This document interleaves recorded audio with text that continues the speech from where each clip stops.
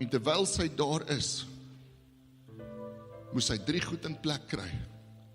Sy moes haar tentpenne in 'n ander koninkryk se grond gaan inslaan. Ek gaan nie meer hierdie pad stap nie.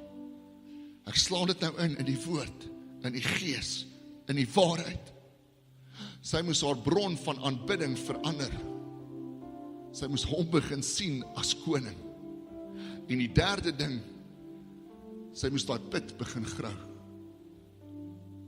Wat vir my so mooi is, toe sy hom noem Messias, sy naam uitroep, het die water al reeds begin vloei.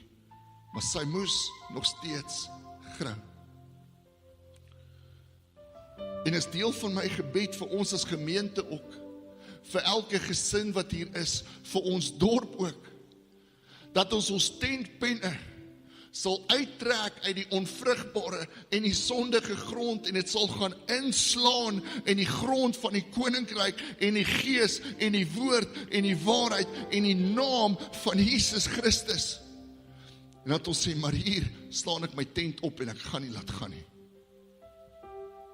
Dis deel van my gebed, dat ons hierdie altare van aanbidding soos 'n Isak sal bou, vir ons die Here so aanbid in gees en waarheid en sy naam uitroep oor die hoeke van ons dorp, oor ons skole, oor ons kerke, selfs oor Pick n Pay, dat die vyand sal kom onderhandel vir vrede in ons dorp, van die koninkryk raak te sterk. Kan jy dink? Altare van aanbidding. Dis my gebed dat ons op 'n plek sal kom waar ons sê, maar ek gaan hierdie putte begin grou.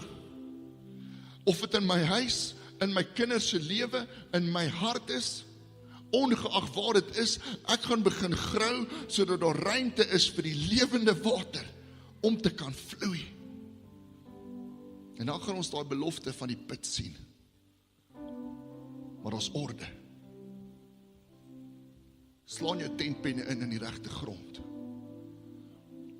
Bou 'n altaar van aanbidding en roep sy naam uit. Ons het laasweek gesê, ek spreek Jesus oor alles.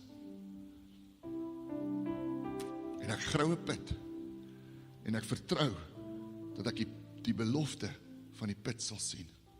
En dis my gebed vir jou.